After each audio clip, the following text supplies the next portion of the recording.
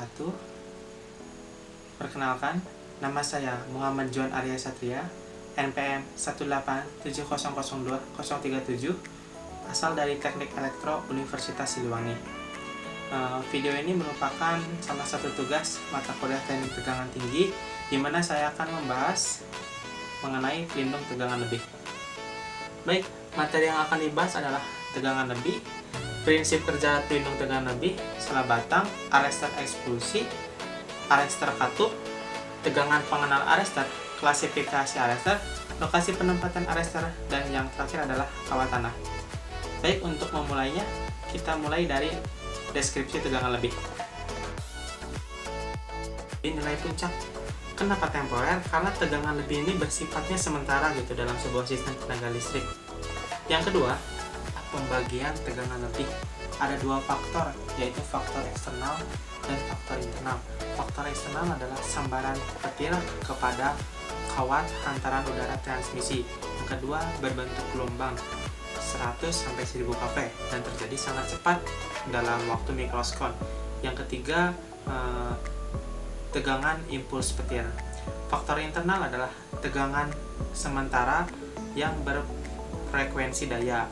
Dan yang kedua, tegangan lebih transien.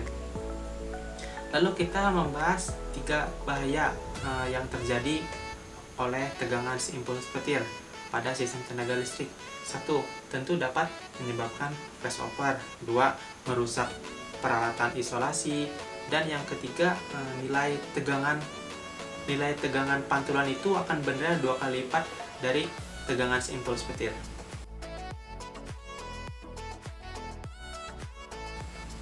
Lalu kita akan membahas pelindung tegangan lebih. Yang pertama, harus dipasang secara paralel. Tentu sebuah resistansi ketika dipasang paralel akan memiliki nilai yang semakin kecil. Jadi harus akan lebih suka menyambar ke beban yang memiliki resistansi kecil. Kedua, ditempatkan di dekat alat yang akan dilindungi. Jadi ketika terjadi tegangan lebih, jadi menyambarnya ke pelindungnya dulu, lalu akan melindungi alat yang akan dilindungi.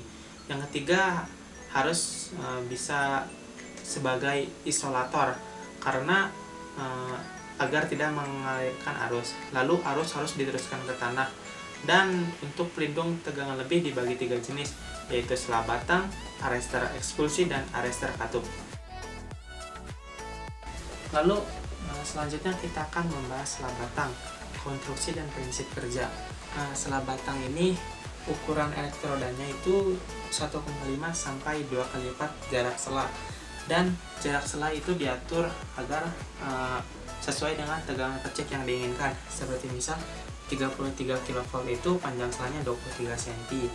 Lalu ketika 66 kV berarti panjang selahnya sekitar 35 cm dan seterusnya. Lalu beranjak ke materi selanjutnya, yaitu arester ekspulsi. Materi selanjutnya adalah arester ekspulsi. Konstruksinya, arester ekspulsi ini memiliki 2 elektroda selah luar dan selah dalam. Selah luar dan selah dalam ini dipasang seri, dan selah dalam ini berbentuk pipa dan langsung diteruskan ke bumi. Keberadaan selah luar dan selah dalam ini dapat memikul tegangan tinggi frekuensi sehingga tidak akan terjadi korona.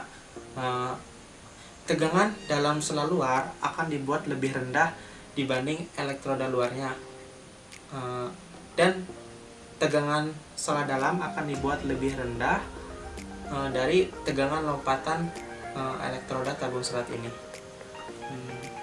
Materi selanjutnya adalah arester katup selah pasif. Fungsinya, terdapat konduktor transmisi, selah percik, dan resisten non-linear. Di dalam selah percik ini ada beberapa elektroda yang dipasang secara seri. Jadi arester katup selah pasif ini tidak dipengaruhi oleh udara luar. Lalu arester katup selah aktif. Konstruksinya sama dengan arester katup selah pasif ya. Namun yang jadi perbedaannya adalah dalam pemadaman busur api. Kalau dalam selah aktif itu akan diperpanjang dan didinginkan busur api dengan cara membangkitkan medan magnet.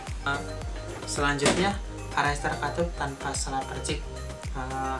Konstruksinya ini ada diafragma baja, pegas, seal, semen perekat, logam oksida, cincin pengikat, logam pengantara, dan ventilasi.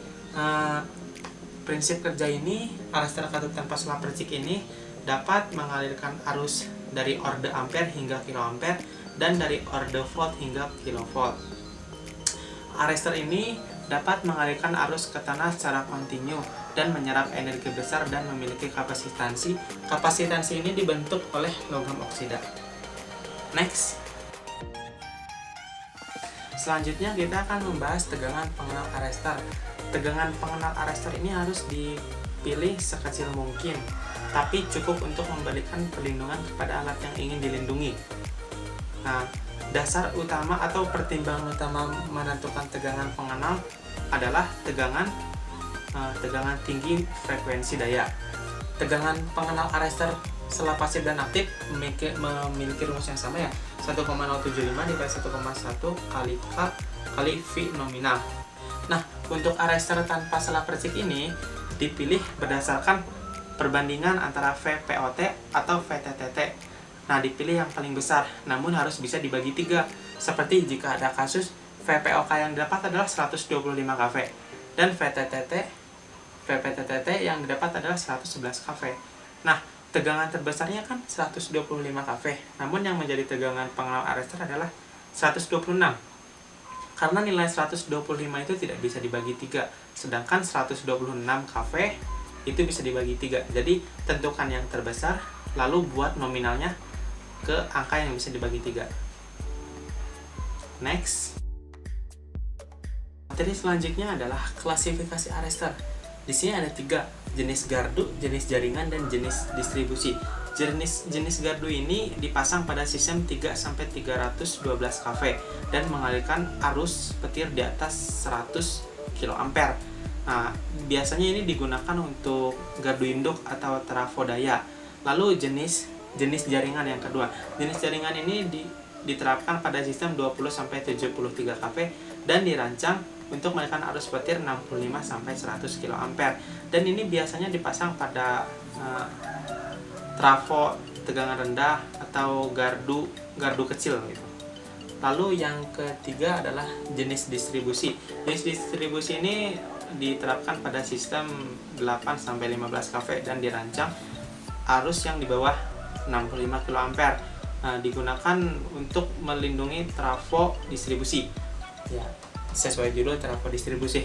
Nah, seperti misal pada jaringan kan 20-73 kV, itu sudah termasuk ke tegangan di jenis gardu. Namun yang membedakan dari ketiga klasifikasi ini adalah dari tingkat arus yang paling dapat terlihat ya.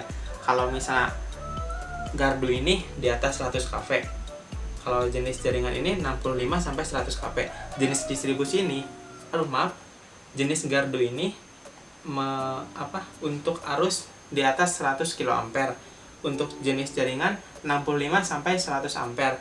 Lalu jenis distribusi ini di bawah 65 kA. Selanjutnya adalah lokasi penempatan arester.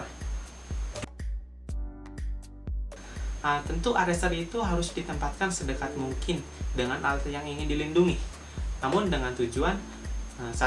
Untuk mengurangi peluang tegangan impuls merambat pada kawat penghubung arester. 2. Saat arester bekerja, gelombang tegangan impuls sisa merambat pada kawat penghubung trafo dengan arester. Setelah gelombang itu tiba pada terminal trafo, gelombang tersebut akan dipantulkan sehingga total tegangan pada terminal arester sisa bernilai 2 kali lipat tegangan sisa. Peristiwa ini dapat dicegah jika arester dipasang langsung pada terminal trafo. Yang ketiga, jika kawat penghubung trafo dengan trafo yang dilindungi cukup panjang, maka induktansi kawat itu harus diperhitungkan. Misalkan induktansi kawat penghubung itu dikatakan L, tegangan sisa arester dikatakan IR, maka tegangan yang harus dihitung adalah V sama dengan IR plus L kali DI per DT. Selanjutnya, yang terakhir adalah kawat tanah. Materi selanjutnya adalah kawat tanah. Kawat tanah ini dipasang dekat kabel transmisi ya. Jadi ketika ada sambaran petir ini yang terkena kawat tanah, tentu kalau perlindungan resistansi itu harus dipasang kecil dibanding alat yang akan dilindungi. Jadi arus akan merambat ke resistansi yang lebih kecil. Jadi kawat tanda yang dipasang paralel ini akan memiliki nilai impedansi yang semakin kecil. Jadi sehingga kawat transmisi itu akan terlindungi gitu karena sudah dipasang kawat tanah.